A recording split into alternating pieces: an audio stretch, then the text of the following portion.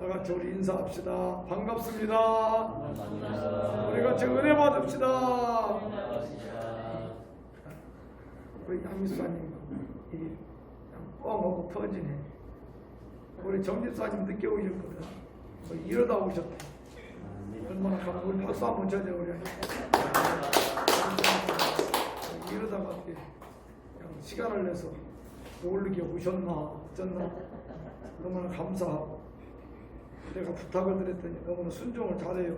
우리 정집사님 순수해가지고 다음 주부터 사모님이 너무나 아침에 새벽에 힘들어 새벽에 나와가지고 아침에 하고 또 와서 또 식사 준비를 하고 저녁에 보면은 또 설거지 할 사람이 없어.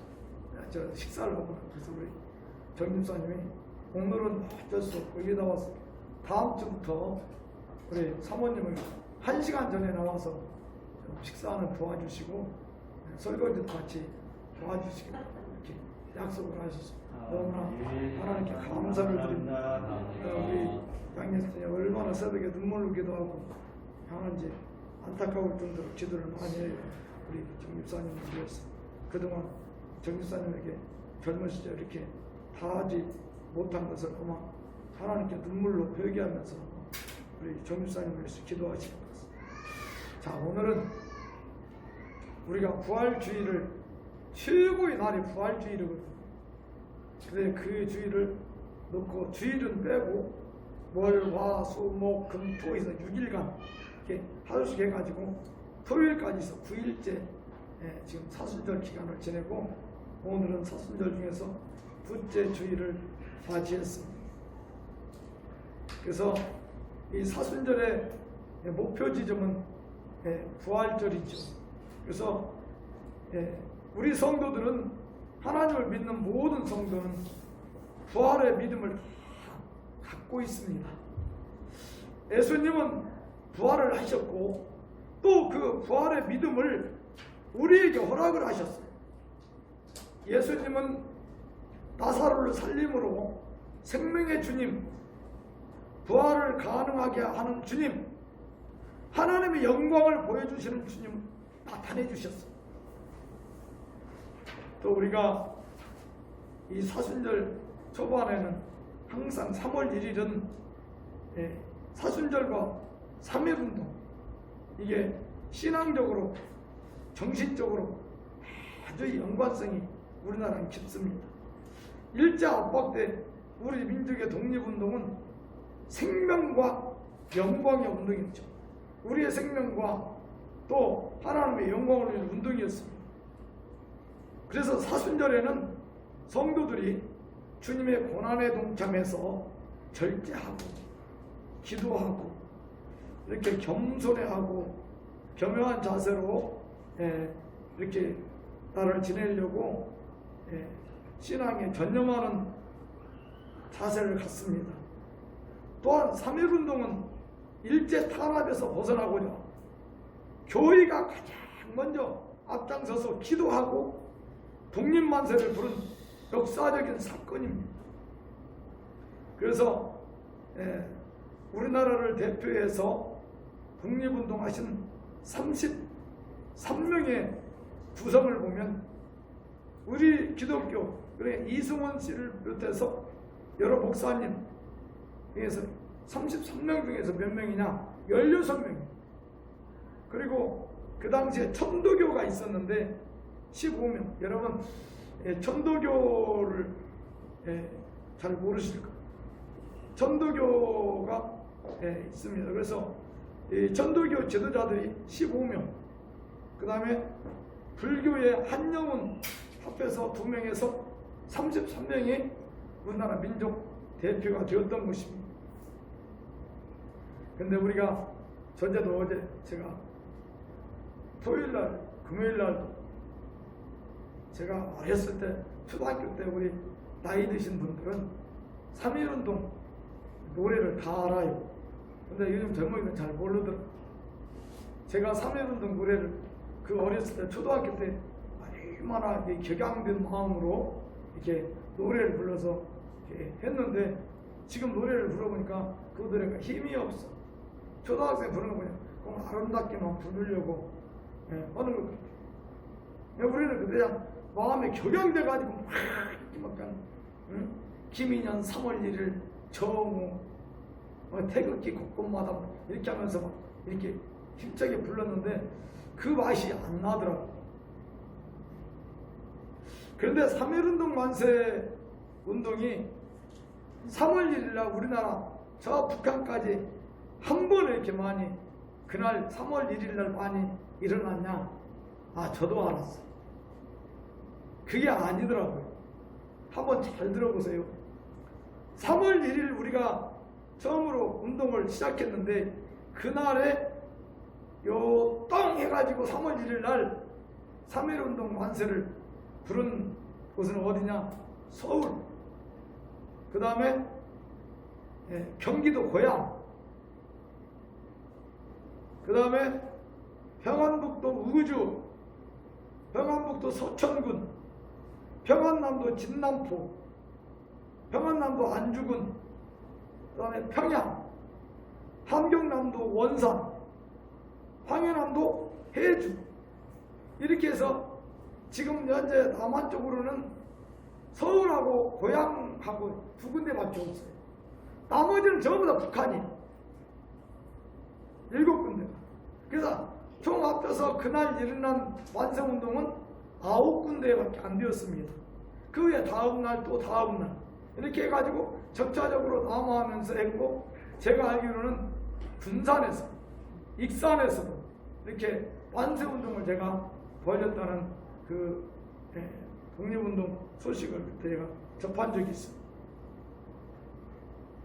예수님께서 이미 오늘 본문 말씀에 죽은 나사로를 말씀으로 다시 살아나게 하신 사실에 비추어 본다면, 일제 강압으로 죽은 것처럼 죽었던 우리 민족이 3월 1일을 기해서 전국적으로 일어나서 세계 만방을 향해서 독립만세를 외친 일은 죽어버린 나라의 권리를 다시 살리기 위한 노력의 일환이었습니다.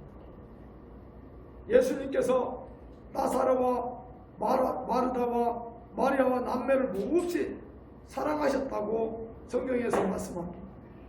복음을 전하시다가 그들의 집을 방문하셔서 대접도 때로는 받기도 하시고 때로는 그 집에서 쉬기도 하셔서 나사로와 아주 절친한 친구 관계를 맺으셨습니다. 그런데 어느 날 복음을 예수님께서 멀리서 전하고 있는데 나사로가 갑자기 죽었다는 소식을 들으시고 예수님 빨리 달려가셔야 되는데 안 가시고 며칠 지나서 그 베다니 나사로의 집을 방문하게 됩니다. 그리고 예수님께서 이 창세기 1장에 본 모든 세상을 말씀으로 창조하시고 했는데 여기 또 말씀으로 이 나사로를 살려내십니다. 하나님께서 우리 민족을 지극히 사랑하셨습니다. 일찍이 토마스 선교사 여러분 아시지 않습니까?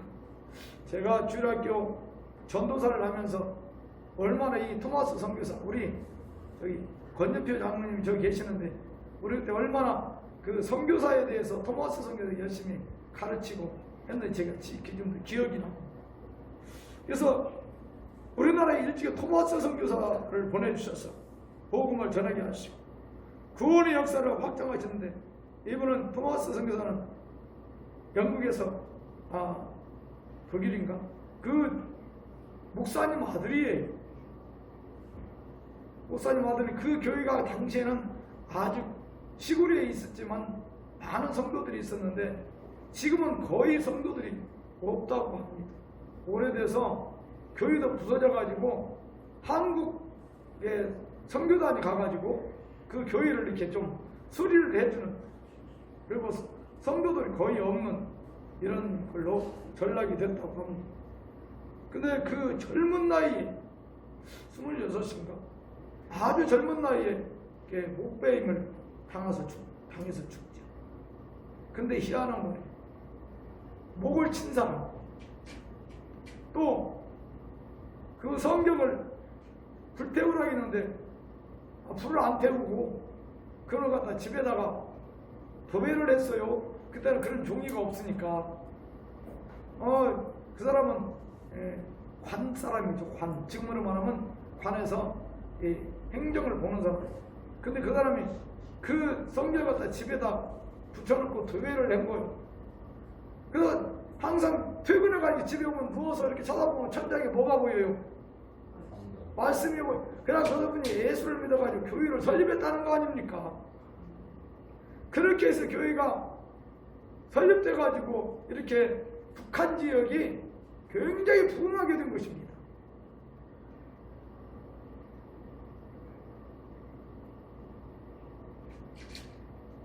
그래서 그분들이 세운 교회가 길선조 목사님이 목회하던 그 교회에 전통이 있죠. 핏부림을 당하시고 예수님은 우리를 생명을 살리기 있잖아. 이 토마스 선교사가 핏부림을 목배임을 당해 핏부림을 당하고 우리 한국을 복음을 씨앗을 심게 되었던 것입니다. 그래서 하나님은 우리나라를 살리기 위해서 복음을 확장시키셨습니다.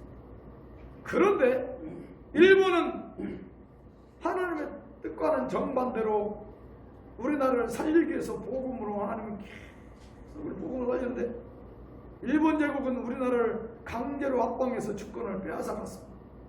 그러나 한국교회는 새벽기도 예배 시간마다 하나님께 도와주기를 간절히 기도했습니다. 하나님께서 우리 민족의 고통을 들으시고 북한 지역 원산 부흥, 평양 대부흥 운동을 비롯해서 교회를 막 일으켜 세우신 것입니다.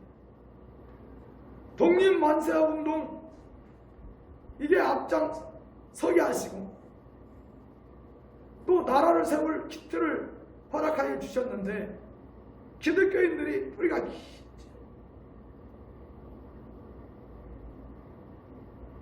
그런 사순절 기간을 맞이해서 또 우리 나라 민족을 하나님께 살려주신 일제 탄압에서 해방시켜 주신 이 신앙과 정신이 연관이 있다는 것입니다. 오늘 사순절 둘째 주일을 맞이하고 내일은 3.1절을 맞이해서 우리가 말씀을 통해서 하나님 앞에 은혜 받는 얘기는 첫째는 하나님의 영광을 보는 믿음의 이야기입니다. 하나님의 임재는 그 누구도 절망 가운데 낙심하지 않는 믿음을 갖게 해주십니다.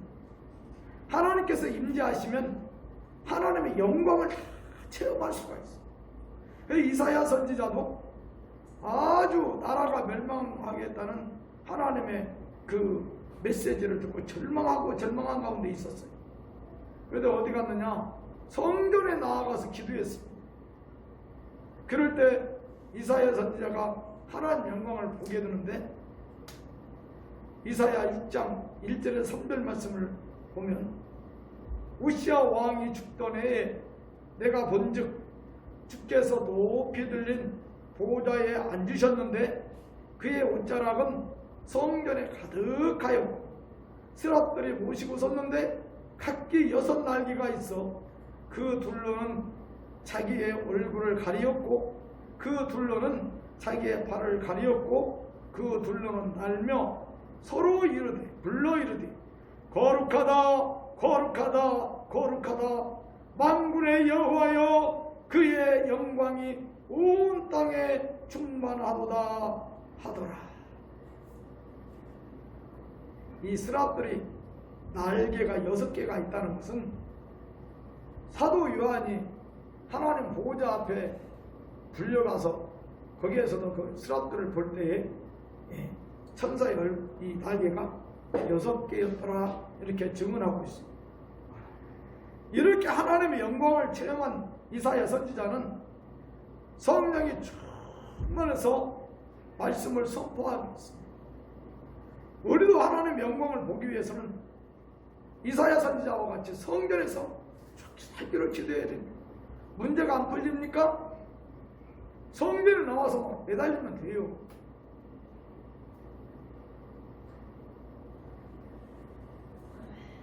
우리가 영적인 세계를 들여다보면 아이 우리 집에도 교회에서 예배드리고 기도해도 하나님 예배 꼭 성전에만 나가야 되느냐? 그건 우리의 신앙의 자세고 믿음의 자세입니다.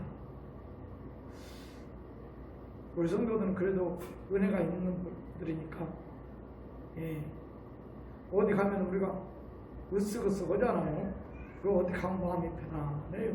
근데 어떤 은사자가 설교 시간 하는 얘기가 으쓱으쓱한 데는 막 벽에도 귀신이 다 붙어 있답니다. 이 벽에도 스며들어 있대요. 이런 것이 거짓말이 아니에요. 영적인 세계를 들어보면 우리가 상상하지 못할 그 영의 세계를 볼 수가 있어요. 제가 여기서는 관계없는 얘기지만 제가 지금 기억나는 게 있어요. 제가 어렸을 때 중학교 때인가 어떤 만화를 보았어요. 칼라 만화 그때가 나와가지고 최고 인기였었는데 그 칼라를 보는 중에 옛날에 우리나라 선진들의 이야기, 어떤 부잣집에 어떤 귀신이 들어와가지고 그걸 망하게 하려고 하는데 어떤 영안이 열린 사람이 그것을 잡으려고 하는데 이 귀신이 들어온 걸 방에 분명히 왔는데 절대 찾을 수가 없는 거예요. 별 노력을 해도 찾지를 못했는데 그 사람에게 찾는데 어떻게 찾느냐? 벽에 아주 이쁜 꽃 한 송이를 그려놨는데 꽃봉오리가 아주 예쁜 꽃봉오리 하나를 예쁘게 그려놨는데 그놈의 귀신이 그 꽃봉오리 안으로 들어가는 거예요. 근데 그 영안이 열린 사람이 그 그림을 똘똘똘 몰아가지고 어떻게 했을까요? 불태워버리더라고요.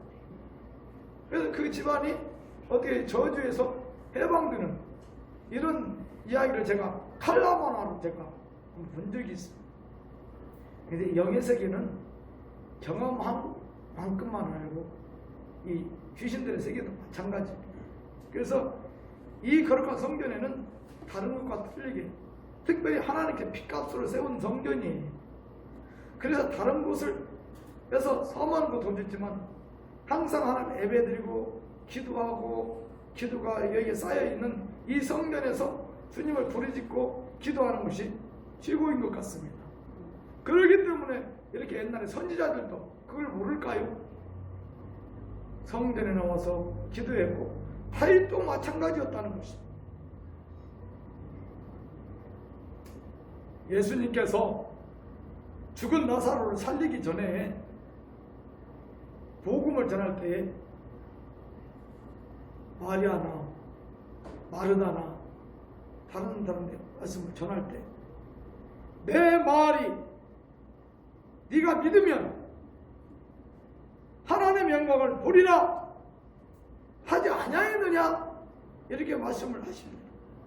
이 말씀은 주님의 말씀을 믿으면 하나님의 영광을 보리라는 약속입니다.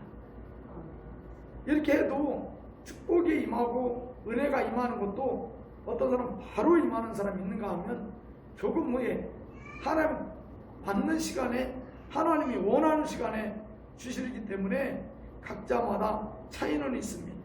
하나님의 영광을 죄인들은 절대 볼 수가 없어요.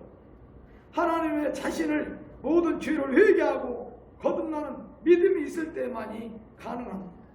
하나님께서 우리 가운데 임재하고 영광을 보여주시기를 하나님 간절히 원하고 계십니다. 그 영광을 보려면 먼저 내가 깨끗한 영으로 먼저 거듭나야 합니다. 하나님 말씀을 들으면 반드시 또 우리는 믿어야 합니다. 말씀을 듣고 믿을 때 영광이 있습니다. 오늘 두 번째 제목의 이야기는 기도를 들어주시는 믿음입니다. 우리는 무슨 기도든지 하나님께서 들어주신다는 믿음의 기도를 해야 합니다. 예수님께서 약속하셨습니다. 무엇이든지 구하라고 그랬는데 무엇이든지란 말은 예수 안에서 하는 말입니다. 하나님의 영광을 돌리기 위해서 기도하는 제목 모두를 말하는 것입니다. 하나님을 믿지 않는 기도는 아무리 크게 외쳐도 응답을 받을 수가 없습니다. 기도하는 사람의 마음은, 그 소원은 마치 삶의 태엽과 같아요. 우리가 옛날에 시계가, 괴동시계, 큰 시계가 있지 않습니까? 태엽이 없이는 돌아가지 않는 것처럼 우리 기도가 멈춰버리면 우리 신앙생활이 정지가 된다는 것입니다. 만일 우리 하나님께 마음의 소원을 가지고 기도하지 않는다면 하나님의 응답을 받을 수도 없어요. 또 우리의 모든 소원과 기도를 아시는 하나님은 비록 시간이 지체될지라도 반드시 우리에게 응답하시고 이루어 주신다는 것입니다. 주님께서 십자가를 지시기 전에 겟세마네 동산에서 하나님께 피땀을 흘리면서 기도하셨는데, 그러나 곧바로 예수님의 그 기도가 피땀 흘리면서까지 한 기도가 금방 허락이 되느냐? 그렇지 않았거든요. 하지만 하나님께서 안식 후 첫날 새벽에 무덤을 열고 부활하게 하셨습니다.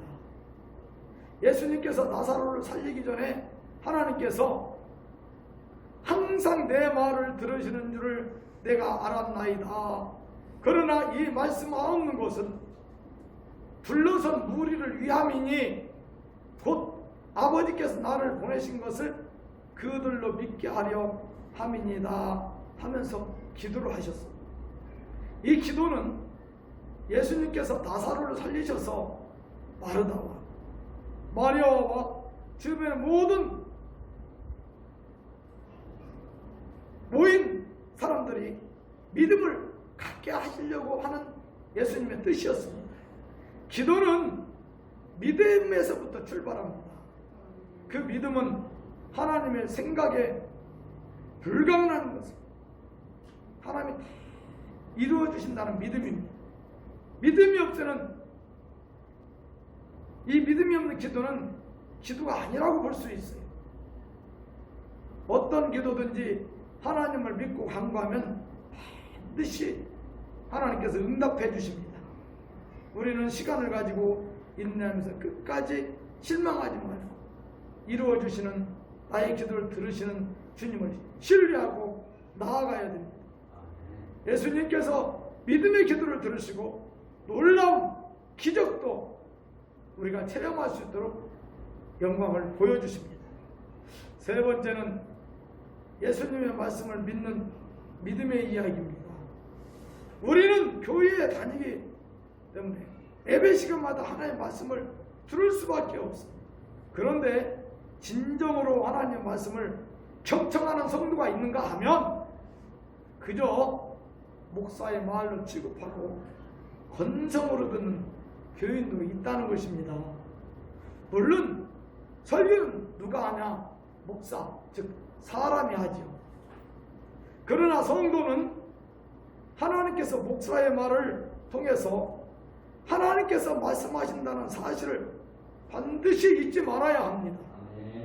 구약시대에는 하나님께서 선지자를 통해서 말씀하셨고, 예수님 당시에도 지상에서 사역을 마치시고 승천하신 후에 예수님께서 세우신 사도 제자들을 통해서 말씀하셨습니다. 그때 사도 바울도 하나님께서 직접 만나셔서 사도로 삼으시고 전도여행을 다니면서 유럽으로 건너가서 전도를 할 때 데살로니가 교회와 또 쫓겨나서도 베레아 교회를 가서 말씀을 전하는데, 그 교회 성도들은 바울이 전하는 말씀을 사람의 말로, 바울의 말로 듣지 않고 하나님의 말로 들었다는 것입니다. 오늘날에는 우리 주님께서 목사를 통하여 말씀하십니다. 그러므로 성도는 목사의 입으로 나오는 말을 주님의 말씀을 듣는다는 믿음으로 듣고 새겨야 됩니다. 예수님께서 이미 죽어서 무덤에 시체로 놓여있는 나사로를 향해서 큰 소리로 나사로야 나가라! 이렇게 부르셨어요. 그런데 놀랍게도 나사로가 살아났습니다. 여기서 놀라운 것은 죽은 나사로의 자에게도 예수님의 말씀이 적용된다는 것입니다. 과연 죽은 사람이 어떻게 예수님의 말씀을 들을 수 있을까?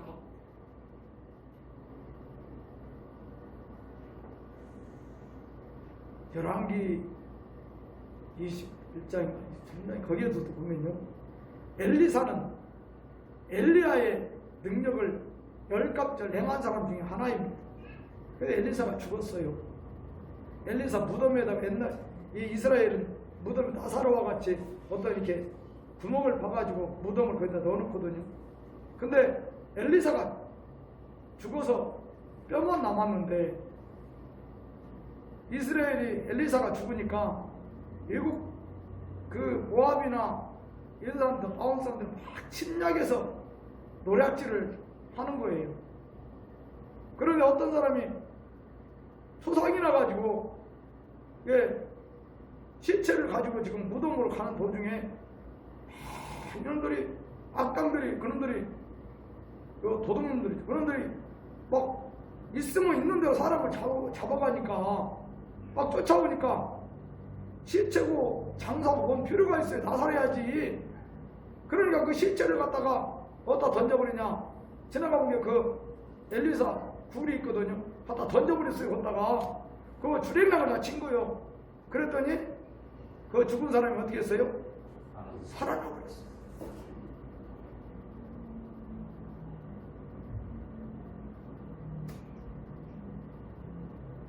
사람을 생각으로는 좀 이해가 안 가는 우리 하나님의 그 나타난 기적과 이적 표적이죠. 그러나 예수님은 죽은 자에게까지 말씀하시고 생명을 살리셨습니다. 이 기적은 쉽게 이해되지 않겠지만 믿음으로는 가능하다는 거예요. 지금 이 자리에도 몸은 살아있지만 영원히 죽은 교인들도 있을 것입니다. 우리 교인 빼놓고. 그러나 회개하고 영의 이 귀를 열면 예수님의 말씀을 듣고 깨달으며 믿음을 갖게 되는 것입니다. 그 예수님으로부터 나오는 그 말씀, 성령을 통하여 목회자 입으로 나오는 말씀이 곧 생명이라는 것입니다. 사람을 복을 주는 통로는요, 여러 가지 말씀을 듣고 받았다가 어떤 목사님을 통해서 그냥 지나가는 일이에요. 이렇게 했으면 좋겠습니다. 그랬더니 그냥 하고 싶더래. 마음에 와닿더라는 거예요. 그래 했더니 다른 사람은 그렇게 열심히 다니고 해도 복을 보았는데 나는 그런 이상한 통로를 해서 큰 복을 주고 이렇게 하는 그런 하나님의 축복을 주는 통로가 다 개인마다 다르다는 것입니다. 사랑하는 성도 여러분, 우리가 가끔 죽었다가 살아났다는 간증얘기를 우리가 듣지 않습니까? 어쩔 때는 내가 어렸을 때 들은 얘기는 떡을 먹다가 죽었는데 옛날에 떡 먹다가 많이 마치잖아요. 그 보니까 떡을 먹다가 맺혀서 죽어서 간신히 얕게 묻어놨는데 어떤 사람이 너무나 가난해서 그분이 뭐가 끼었냐, 반지를 먹을 거 있었던 반지를 낀 것을 생각나서 무덤을 막 헤쳐가서 반지를 뺐단 말이고, 반지를 뺐더니 그 사람이 어떻게 됐어? 살아나고 있어. 그건 과학적으로 증거가 되는 이야기예요. 왜냐하면 혈액이 막히고 숨이 막힌 사람들은 막힌 곳을 우리가 체했을 때도 탁 하면은 새끼가 살아면 숨이 돌아오잖아요. 그와 마찬가지일 수도 있고, 어떤 분들은 냉동실 들어갔는데 살아났다는 분도 있고 그렇죠. 그런데 우리가 분명히 알아야 할 것은 절대로 완전히 죽었는데 살 수는 없다는 것입니다. 본인이 죽은 것처럼 느껴졌을 뿐이고 하나님께서 그 시간이 좀 죽은 것처럼 판단한 것이죠. 잘못된 이런 것들은 간증을 듣고 마음이 흔들려서는 안 됩니다. 이 말은 오늘 본문의 말씀을 자세히 보면 나사로는 썩어서 시체 냄새가 나서 옆에 갈 수가 없는 상태였어요. 그렇게 된 상태에서 살아난 사람은 한 사람도 없습니다. 지금까지 단 한 가지, 예수님만이 죽은 사람을 살릴 수 있습니다. 예수님께서 3번 죽은 사람을 살렸다는 성경에 기록이 있는데, 마가복음 5장 41절에 보면 죽은 회당장 야이로의 딸을 살리셨죠. 또 누가복음 7장에 보면 나인성 과부의 아들이 죽었을 때 생애를 메고 나가는 상태에서 또 살리셨고, 오늘 본문에 나오는 썩어서 냄새가 나는 나사로를 살리신 것입니다. 오늘 본문 44절에 죽은 자가 수족을 배로 동인 채로 나오는데 그 얼굴은 수건에 쌓였더라. 이게 냄새가 나는데 어떻게 살아서 나왔을까? 우리 주님만이 하실 수 있는 생명의 말씀입니다. 이스라엘은요, 우리는 3일 만에 장사를 하지만 이스라엘은 24시간 이내에 장사를 한답니다. 그냥 우리같이 3일 동안 놔주질 않는 거예요. 죽으면 그 하루 지나기 전에 바로 무덤에 갖다 놓아야 된대요. 근데 오늘 본문을 자세히 보면 지나간 무덤에 있은 지 나흘이었던 나흘. 사일이 되었으니까 사람들이 냄새 맡을 때도 말하다가 주님, 오빠 시체가 썩은 냄새가 납니다, 이렇게 얘기를 하잖아요.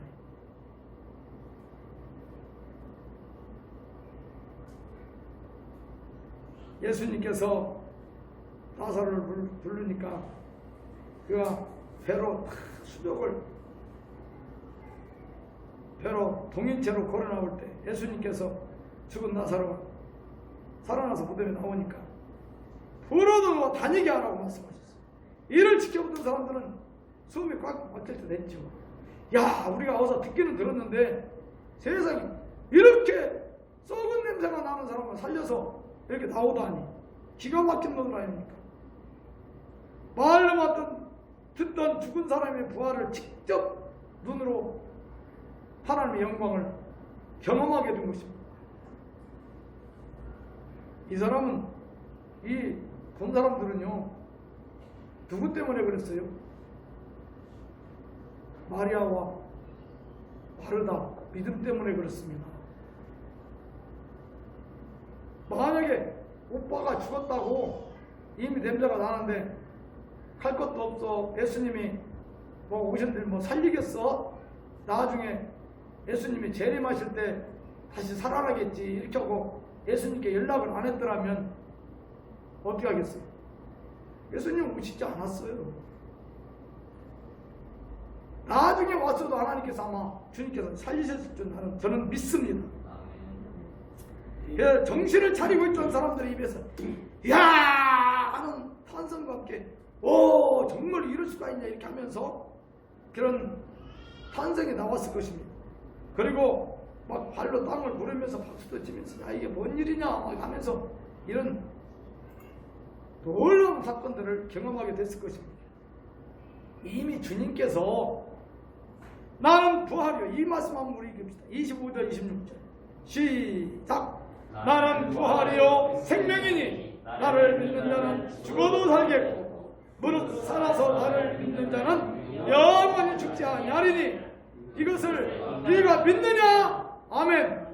성도 여러분 믿습니까? 아멘. 이 말씀은 우리는 다 믿어야 합니다. 죽은 자가 다시 살아나는 믿음은 저절로 그냥 생기지가 않습니다.